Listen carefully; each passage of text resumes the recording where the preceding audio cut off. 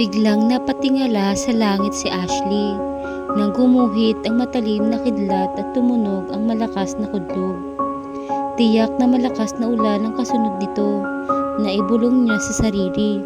Napatayo siya mula sa pagkakaupo sa seawall ng Manila Bay. Kailangan ko nang umuwi. Madilim na ng sandaling iyon. Totoo, nalibang siya sa pagtitigil doon kaya hindi niya namalayan ng oras. Talagang nabawasan ang bigat ng kanyang dibdib. Eksaktong nakasakay na siya ng taxi nang bumuhos ang malakas na ulan. Nang makaupo siya sa passenger seat ay agad niyang sinabi kung saang lugar siya ihahatid. Umalikip-kip siya. Nangapatingin siya sa labas ng bintana at nalibang sa pagtanaw sa malakas na ulan bumubuhos mula sa kalangitan. Naisip niyang parang pati langit ay nakikiramay sa pagluluksa ng kanyang damdamin. Habang daan ay naglalakbay ang kanyang isip sa pagbabalik tanaw sa kanilang kahapon ni Toby, ngunit sinikap niya magbabad ang sa mga sandaling masaya silang dalawa habang magkasama. Pilit na kinalilimutan niya ang mga bahaging nasaktan siya dahil ayaw niya masaktan pa at makaragdag iyon ng lungkot at sakit sa kanyang kalooban. Kaya naman napangiti siya sa sarili, si Ashley, at hindi na niya namalayan pang nasa loob na pala sila ng village. Kung hindi pa siya tinanong ng taxi driver kung ano ang numero ng kanilang mansyon ay hindi pa niya malalaman. Nang huminto sa tapat ng tarangkahan ng taxi ay agad siyang nagbayad. Pagkuway, walang pakialam na umimpis roon. Sinalubong niya ang malakas pa ring buhos ng ulan at wala siyang pakialam kung mabasa man siya. Nanginginig siya at nakadama ng ginaw ng manuot na sa kanyang balat ang lamig. Kaya napadiin ang daliri niyang pumindot sa doorbell na naging daan upang mabulahaw ang tao sa loob ng kanilang bahay.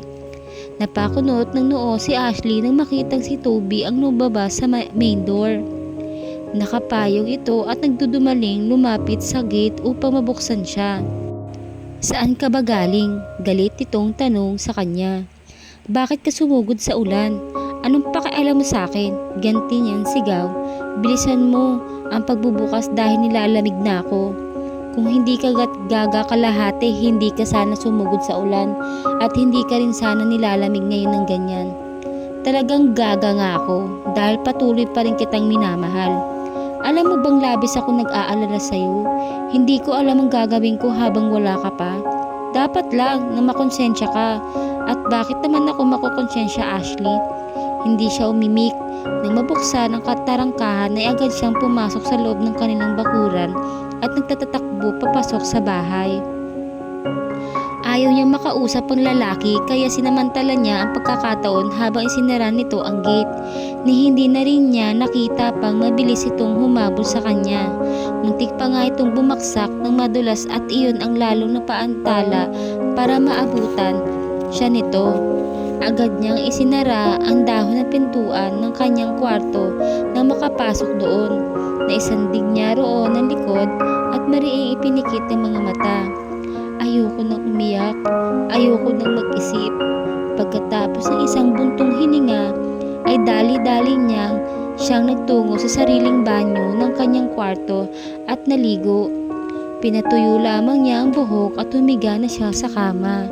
Ipipikit na lamang niya ang kanyang mga mata nang makarinig siya ng mabibining katok sa labas ng pintuan. Agad na pumasok sa kanyang isip na si Toby iyon. Hindi nagkabula ang hinala ni Ashley. Nang buksan niya ang dahon ng pintuan ay si Toby ang kanyang nabungaran. "Anong kailangan mo? Matutulog na ako." "Mag-usap muna tayo, Ashley." Mababa ang tono sabi nito. "What for, Toby? Tigilan mo na ako." "Hindi ko alam kung bakit bigla kang umalis sa shop ni Pitoy. Bigla ka na lang umalis kanina na hindi ko alam ang dahilan." "Hindi mo alam?" Sarkastiko niyang sabi. Pagak siyang tumawa at umiling-iling. "Ewan ko kung anong klaseng tao ka, Toby. Ang kapal talaga ng mukha mo at napakamanhid mo pa. Hindi mo ko naiintindihan. Talagang hindi kita maiintindihan Nagkakatigitigan sila. Ilang segundo rin silang natahimik. Ashley, I'm sorry, anitong binasag ang katahimikan. Nagpakawala ito ng malalim na hininga at tumungo. Meron kang dapat malaman. Gusto ko sanang mag-usap tayong dalawa. Pagod ako, sabi niya. Toby, gusto ko nang magpahinga. Ashley, please. Umiling naghinang kanilang mga mata, ngunit sa pagkakataong iyon ay si Ashley ang unang sumuko. Tumungo siya dahil sa nararamdaman niya nag-iinit ng sulok ng kanyang mga mata. Hayaan mo na muna ako makapagpahinga, Toby. Sabi niyang hindi ito tinitignan. Naguguluhan ako, nalilito ang isip ko, ang sakit-sakit ng kalooban ko. Okay, sabi nito. Bukas na lamang tayo mag-usap. Meron kang dapat malaman, Ashley. Ano, Toby? Pipi niyang tanong habang nakatitig ang mga mata nito. Anong gusto mong malaman ko? Kung sino talagang babaeng pakakasalan mo? Muli siya napatungo at pinikit ang mga mata. Sasaktan mo lamang lalo ang damdamin ko, Toby. Pinahihirapan mo lamang lalo ang kalooban ko. Good night, Ashley, sabi ni Toby saka siya tinalikuran. Agad siyang nag-angat ng muka. Masakit sa kanyang kalooban na umalis na ito, subalit mas masakit kung mag-uusap lang sila tungkol sa pagkakasal nito sa ibang babae. Inihatid niya ito ng tanaw hanggang sa makababa na ito sa hagdanan. Nakagat niya ang pang-ibabang labi dahil nararamdaman niyang parang may malaking kamay na dumadaklot sa kanyang puso. Bakit pinarurusahan mo ko ng ganito, Toby? Bago siya mapaiyak ay nagawa na niyang isara ang dahon ng pintuan ng kanyang kwarto. Mabilis niyang inihakbang ang mga paa papalapit sa kama at pabaksak na dumapa roon. Hinayaan niya ang sarili na humagulgol. Alam kasi niyang makakatulog iyon para muling mabawasan ang bigat ng kanyang kalooban. Aling Tasing, tawag ni Toby sa atensyon ng maryondoma na tinicheck ang laman ng refrigerator. Senyorito, anong matandang babae na agad tumingin sa kanya. May kailangan ho ba kayo? Gusto ko lamang malaman kung may duplicate key ng room ni Ashley. Alam niyo ho bang saan iyon nakalagay?